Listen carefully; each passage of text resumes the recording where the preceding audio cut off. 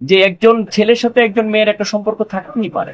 বলে তুই এখানে কিছুদিন স্টে করতে পারিস, তো আমি বলি যে দেখ আমি তো রাতে ঘুমাইতে পারি না একা। তখন ওর বোন ভাগ্নি সহ ওই রুমে থাকি 5 থেকে 6 দিন, এবং সেটার জন্য 10,000 টাকা আমি ভাড়া হিসেবেও তাকে দেই। এটাকে আপনি লিভ টুগেদার বলতে পারেন না। আমি কার সঙ্গে বিয়ে করব না না করব সেটা একান্তই আমার ব্যক্তিগত ইচ্ছার উপর নির্ভরশীল। এখন আমার সাথে যে কেউ ছবি তুলতে পারে, কিন্তু সে যে ইন্টেনশনালি এত ঘনিষ্ঠ হয়ে ছবিটা তুলবে, এটা যে একটা সময় পুঁজি করবে, বাণিজ্য করবে, এটা তো ভাই আমি জানতাম না।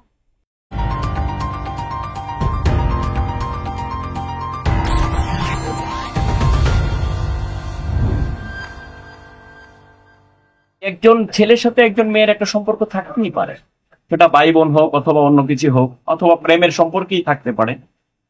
এখন দেখা যাচ্ছে যে আপনার 7-8 বছর বা 5 বছর বা ক্ষেত্রবিজে 6 মাস তাদের সাথে কোনো প্রেমের সম্পর্ক ঘটলো, ঘটার পরবর্তীতে যদি মেয়েটা বা ছেলেটা যদি বলে যে I am extremely sorry to say, আমি তোমার সাথে সম্পর্কটা ক্যারি করতে পারছি না, কন্টিনিউ করতে পারছি না, বা I am extremely sorry to say I could not marry with you, then what would be the next consequence?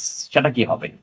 1877 সালের সুনির্দিষ্ট প্রতিকার আইন বলতে একটা আইন আছে বাংলাদেশ, সেটার 22তম যে ধারাটা, সেখানে স্পেসিফিক্যালি বলা আছে যে যে সকল বিষয় একজন ব্যক্তির ব্যক্তিগত ইচ্ছার উপর নির্ভরশীল, সেগুলোকে এক্সিকিউট করার জন্য কাউকে বাধ্য করা যাবে না।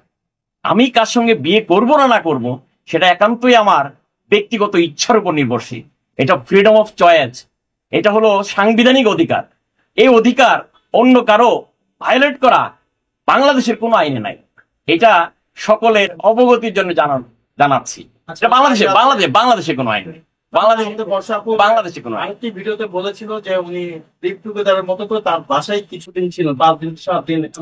না না না, লিভ টুগেদার না। সে যখন মামলাটা করে তখন আমি তার বাসার একটা রুম, তার বাসায় তার মা আছে, তার বোন আছে, তার বাবা আছে, তার ছোট ভাইয়ের বউ আছে, এবং আরেকটা রুম সে সাবলেট অলরেডি দেয়া, আরেকটা রুম সাবলেট দেয়া, যেখানে কোনো একজন ভদ্রলোকের সেকেন্ড ওয়াইফ বসবাস করে। হ্যাঁ, তো ওইখানে ওই একটা শুরু ঢুকতেই যে প্রথম রুমটা, ও আমাকে বলে তুই এখানে কিছুদিন স্টে করতে পারিস, তো আমি বলি যে দেখ আমি তো রাতে ঘুমাইতে পারি না একা। তখন ওর বোন ভাগ্নি সহ ওই রুমে থাকি 5 থেকে 6 দিন, এবং সেটার জন্য 10,000 টাকা আমি ভাড়া হিসেবেও তাকে দেই। এটাকে আপনি লিভ টুগেদার বলতে পারেন না। আপনি তখন বলতে পারবেন যদি আমি একই ছাদের নিচে ওর সাথে সংসার করি। এক্সকিউজ মি, আমি একটু বলি। সেদিনের ঘটনাটা, আমার বোনের বিয়ে ছিল, আমি বলেছি আমার বোনের বিয়েতে ও ওর ভাগ্নি সহ গিয়েছে, সেই ছবিও প্রকাশ করেছে। দেখবেন সাদা রঙের পাঞ্জাবি পরা, আমার বাবা আমার মায়ের পাশে। হ্যাঁ, এবং আমার ওই একই পাঞ্জাবি, খেয়াল করে দেখবেন, ওইটা ছিল আমার বোনের বিয়েতে যাওয়ার সময়। ঠিক আছে, এবং খেয়াল করে দেখবেন ছবিটা যে তুলেছে, ছবিটা মানে এখন আমার সাথে যে কেউ ছবি তুলতে পারে, কিন্তু সে যে ইন্টেনশনালি এত ঘনিষ্ঠ হয়ে ছবিটা তুলবে, এটা যে একটা সময় পুঁজি করবে, বাণিজ্য করবে, এটা তো ভাই আমি জানতাম। এবং সে পারমিশন ছাড়া ডিজিটাল নিরাপত্তা আইন থেকে শুরু করে সকল আইনে আছে। আমি ধরেন আপনি আমার ভাই, আপনি আমার বন্ধু, বা আপনারা যারা আছেন, আপনাদের সঙ্গে আমি কোন একটা সিক্রেট শেয়ার করলাম, কোন একটা, সে ফর এক্সাম্পল, সেই সিক্রেটটা যদি যোগাযোগ মাধ্যমে আপনি নিয়ে আসেন উইদাউট মাই পারমিশন, এটা ডিজিটাল নিরাপত্তা আইনের ধারাটা আমার উকিল বলতে পারে। আমার রিপন ভাই একটু লিভ টুগেদারের যে বিষয়টা, সেটার একটা ব্যাখ্যা আছে। সেটা হলো উচ্চ আদালতের একটা সিদ্ধান্ত আছে, একটা প্রতিষ্ঠিত একটা মামলাই আছে, সিভিল আপিল নাম্বার 139/2003।